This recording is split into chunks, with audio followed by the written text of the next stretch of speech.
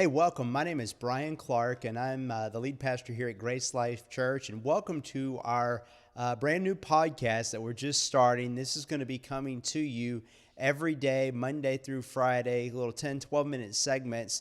Just some things that are on our heart, things that we want to talk about that we think are going to educate you, strengthen you, and help you grow in your relationship with God. So I'm excited. Our first series that we're going to spend probably a couple of weeks on is we're going to be talking about revival in America and just talking about on this subject of revival.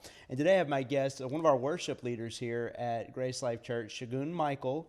And I'm excited to have you on the broadcast. And part of the reason I invited Segun to be my first guest on this podcast is he's got a real heart and a passion for revival.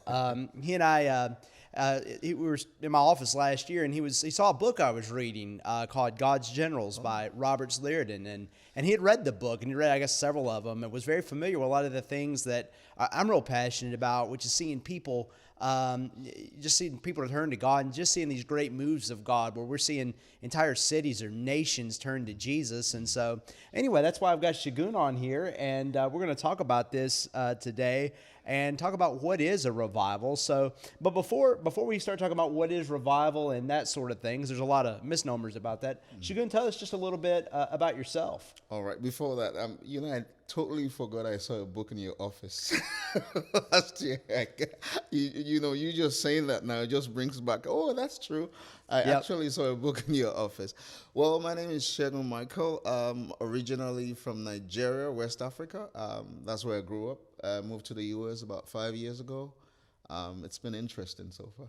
Yeah, it's an interesting time to live anywhere last couple of years. So awesome. Well, we're so glad to have you on here. And so I just want to get into this subject of revival. So, what is a revival? If you were going to define it, what is a revival? It would be, now I know more. Before, it used to be like a program, right? Like an event. So kind of like a church would do like an outreach and say, "Hey, July the 10th through the 17th, we're having a revival." Yeah. But now I know more that I'm even getting teary already. Imagine. That's all right. But revival to me now means totally different from what I thought it was. Now it's, for me, is like a deeper consciousness of God. Yeah. And all that entails God. His power, his move, a deeper consciousness of God. In simple words, it would just be being conscious of God and the depths to it, different levels of the consciousness. Yeah. What got you started, or how did you maybe start getting interested in this subject? I would just say there has just been what I would call an hunger for God. Yeah. In me, maybe my mother prayed some prayers when I was young, but there's a lot of praying moms out there. Yeah. So I've just had this hunger, and when I hear anything about the manifestation of God, it just captures my heart. And from year after year, there have just been a wanting of more. Yeah. I just want more, I want more. I want to experience more. And then just stumbling on the books like the God's Generals, and I'm like, these people are humans. they were humans like us, and they experience stuff like this.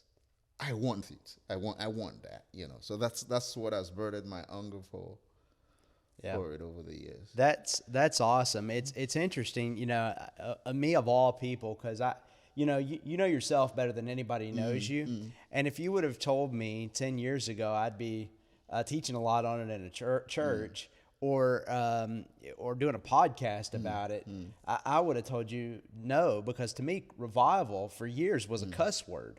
And what I mean by that is, I had this perspective of revival that it was all hype and emotionalism, and I had seen a lot of that in church, and it kind of turned me off. And I didn't want to just have hype and emotionalism, because I understand you can't live on an emotional high. True. But the more I began to study it, I began to realize that yes, there's some of that accompanies any move of God, and you have to be aware of that. but then also that when these great revivals, these moves of God happen, where entire communities or like a nation will turn to God, like that, it's worth it. It's worth it, and that's what it's about. Yeah. And to me, that's one of the things. I had someone recently tell me in our church that it changed their perspective that of what is even possible. Yeah. You know, when you hear about like the Welsh Revival, Yeah. you know, and you're like, it's not too far away. Yeah. You know, it's not like in the Bible years. These are stuff that happened just about a century ago, and they experienced God that way.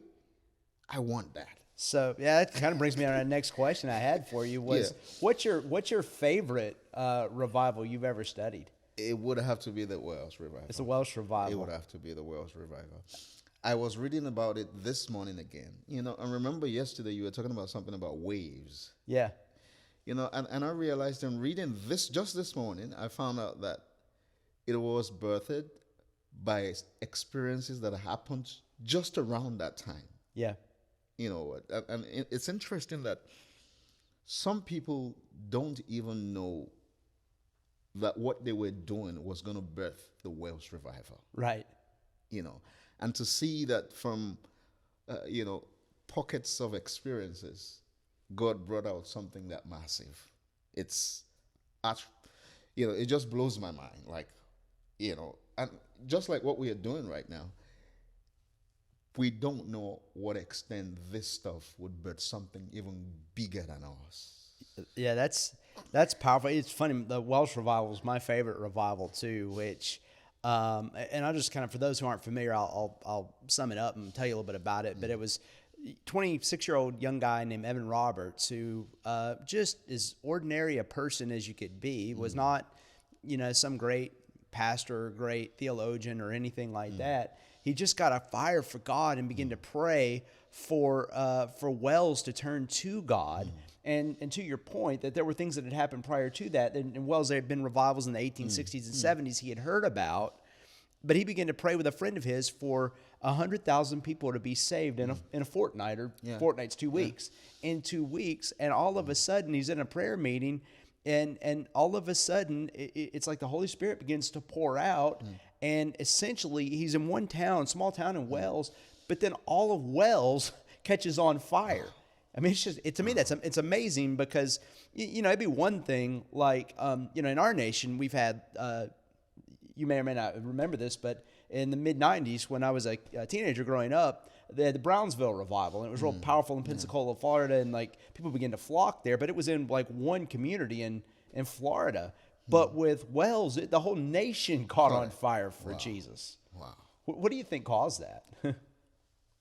No pressure. I think some people, you know, I believe some people sowed seeds that birthed those revivals. Some people sowed seeds. We have that people that, you know, it was the same Welsh Revival that were bend us God, that, you know, they were praying that prayer. Yeah. Bend us God. Yeah, that's right. You know, and revivals are always birthed on the wings of prayers a lot of times. You know, people actually start this fire somehow in the place of prayer, you know, and it just blows up. That's an interesting point that you made, because it makes me think, you know, Jesus said that the kingdom of God is as if a man sows seed. Yeah. He didn't say it was coming as the full-blown apple tree, or that, you know, that a bird can then, you know, build a nest in the tree and have babies and all that good stuff. It starts as this little seed. It's these small things, and I'm sure prior to, you know, the Wells was in 1904, but then in 1903 and early part of 04 before it started, it probably looked like nothing was happening. Yeah. you know, sometimes I in recent times, sometimes, like in the place of music, I always pray, God, I want deeper experiences. And, you know, sometimes what I hear God telling me is that just keep sowing the seed. Yeah. Just keep sowing the seed. And someday you will just have an experience that you wouldn't be able to explain how it is burdened. But I think seeds have to be sown, definitely. Yeah, that's a huge thing. I mean, I'll be first to admit this is part of why we're doing this podcast and why I'm teaching on this is, I taught on this a couple of weeks ago during service, but about the power of testimony. Yeah. Revelation 19:10 says the testimony of Jesus is the spirit of prophecy. And there's this historical thing both in the Bible and then just through the last 2,000 years of church history that the things that people testify about repeat themselves. True. Because when you hear, faith comes by hearing. True. And how have you seen that with? Just this week, I do a bit of construction management, project management for construction. Just this week, I was listening to a message, and I heard the preacher talk about how someone had broken bones,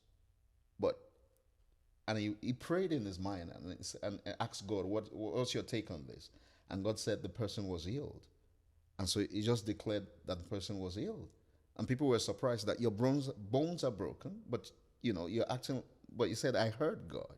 So I was working with this guy, and I got a call from Mexico that his mom was sick. And he said, she's close to death. Just because of the message I heard, it was like a testimony that I heard. And I just checked in my spirit and I asked God, what do you say about this? And I heard she's going to leave. And so I turned to him and said, she's going to leave. Sometimes you say things. Is that one of those things you said and like your ears, what came out of your mouth? I just said it and then he called me later and he was crying on the phone and he said, she's about to pass away. And I said to him, we just keep believing God. She's going to leave. And the next day he called me and he said, she made it. That's awesome. I'm like, I just heard God. I didn't. It was burdened on the fact that I listened to something just like maybe a day or two. It wasn't like I was spiritually charged in some way. I just heard something. And I just practiced what I heard. And so the testimony of Jesus. The testimony produced. That's awesome.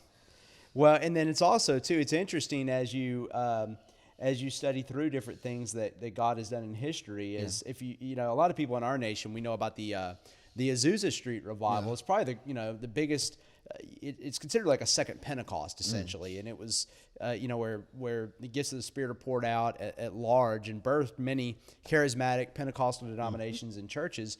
But that didn't happen in a vacuum. They had heard story about what had gone on in Wales in 1904 and 5, and it gave them faith to actually believe for another great move of God. That's true. That's so true. And you know what? Just like as you're saying that, I believe that we have heard about it, and then we are also declaring what we have heard about it now. And I believe this is also going to birth something new. That's awesome. I'm in 100% agreement with you.